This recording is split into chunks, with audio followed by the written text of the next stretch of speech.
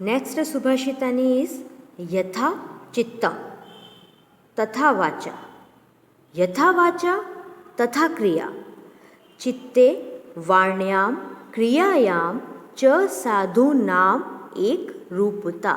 यहाँ पर हमने शब्द को संधि विच्छेद किया है। संधि विच्छेद का मतलब होता है शब्द को अलग अलग करके बोलना। आप इस तरीके से पूरे शब्द को प्रोनाउंस करने की कोशिश करेंगे तो आप नहीं कर पाएंगे। हमें इसे कैसे पढ़ना पड़ेगा? साधु नाम एक रूपता, साधु नाम एक रूपता, तभी हम इसे अच्छे तरीके से पढ़ पाएंगे, अन्यथा हम इसे पढ़ नहीं पाएंगे। अब ये श्लोक हमें क्या कह रहा है कि यथा चित्तम, चित्त का मतलब होता है मन, यथा का मतलब होता है जैसा, जैसा हमारा मन होता है, तथा वाचा वैसी ही हमारी क्या होती है? वाणी होती है। जैसा हमारा मन होता है वैसी हमारी वाणी होती है। और यथा वाचा, और जैसी हमारी वाणी होती है वैसी ही हमारी क्या होती है? क्रिया होती है। मतलब जैसा हमारा मन है वैसा हम बोलेंगे, जैसा हम बोलेंगे वैसा हम करेंगे। चित्ते वाण्या क्रियाया, अब अपने चित्त मतलब अपने मन, वाणी और क्रिया जिसकी एक जैसी होती है, मतलब जैसा मन है वैसी ही बोली है और वैसे ही काम है, ऐसा किसका परिचय है? साधु नाम एक रूपता। वह सज्जन पुरुष का, जो हम्बल पीपल होते हैं उनका वह सिंबल है कि उनकी वाणी, उनका मन और उनकी जो क्रिया है, उनके जो एक्शंस हैं वह तीनों ही एक जैसे होते हैं।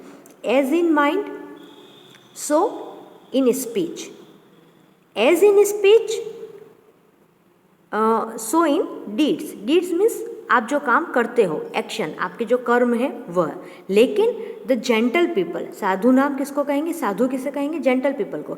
The gentle people have uniformity in thoughts and speech in deeds, उनके हृदय में, वाणी में और उनकी क्रिया में एक रूपता होती है और तीनों ही एक जैसे ही होते हैं। सर्व तीर्थमयी माता, सर्वदेवमयः पिता, मातरम पीतरम तस्मात् सर्व यत्नेन पूजिएत। सर्व तीर्थमयी माता, माता जो है वो क्या है? सभी तीर्थों के समान है। सर्वदेवमय पिता, और पिता का स्थान हमारे शास्त्रों में कैसा है? सभी देवताओं से भी ऊपर है, मतलब सभी देवताओं के समान हमारे पिता हैं। मातरम पीतरम तस्मात्, माता और पिता, तस्मात् मतलब हमारे या तुम्हारे जो माता पिता हैं, सर्व यत्नेन पूजिएत, वह सभी प्रकार से कैसे हैं? पूजा करने के योग्य हैं। मतलब हमें हमेशा हमारे पेरेंट्स की रिस्पेक्ट करनी चाहिए। The mother is the symbol of all pilgrimage, pilgrimage मतलब तीर्थ होता है, तीर्थ स्थान कहते हैं। The father is like all gods, so we should worship our parents sincerely, हमें अपने माता पिता का सम्मान करना चाहिए और उनकी सारी बातें माननी चाहिए और उनकी पूजा करनी चाहिए।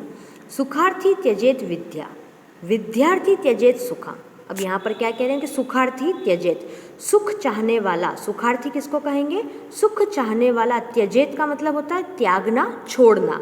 सुख चाहने वाला किसको छोड़ देगा? विद्या को। भाई जिसको आराम चाहिए वो क्या करेगा? पढ़ाई छोड़ देगा कि मुझे तो आराम ही करना है। लेकिन जो विद्यार्थी है, विद्यार्थी मतलब विद्या का अर्जन करने वाला, जिसको सच में विद्या की ज़रूरत है, जिसे सच में पढ़ना है, वह क्या त्याग देगा? सुख का त्याग कर देगा, क्योंकि जहाँ पर आराम है वहाँ पर विद्या नहीं है और जहाँ पर विद्या है वहाँ पर आराम नहीं है। सुखार्थी न कुतो विद्या, कुतो विद्यार्थी न सुखम। सुख चाहने वाले को विद्या प्राप्त नहीं होती है और जो विद्या प्राप्त करना चाहता है उसे सुख कहाँ है? मतलब उसे तो हमेशा कुछ न कुछ नया सीखना है, उसे कुछ न कुछ करना है, तो वह आराम से कैसे बैठ सकता है? और जो आराम से बैठ गया वो कभी भी कुछ भी जीवन में सीख नहीं पाएगा। Okay, one who wishes happiness should always give up learning, जो खुशियाँ चाहता है उसे पढ़ाई छोड़ देनी है। लेकिन वन हु विशेज लर्निंग, जो सीखना चाहता है, शुड गिव अप हैप्पीनेस, उसे अपनी खुशी छोड़नी पड़ती है। How can one desire comfort get knowledge and from where one can desire knowledge get comfort. Means आपको एक चीज़ तो छोड़नी है, या तो आप अपने सुख का त्याग करो या आप विद्या का त्याग करो। आप क्या चाहते हो वो आप पे डिपेंड करता है। अगर आप सुख चाहते हो तो आपको विद्या का त्याग करना होगा, लेकिन अगर आप विद्या चाहते हो, मतलब आप नॉलेज चाहते हो, आपको सीखना चाहते हो, तो आपको किसका त्याग करना पड़ेगा? सुख का, कंफर्ट जोन का त्याग करना पड़ेगा। ओके।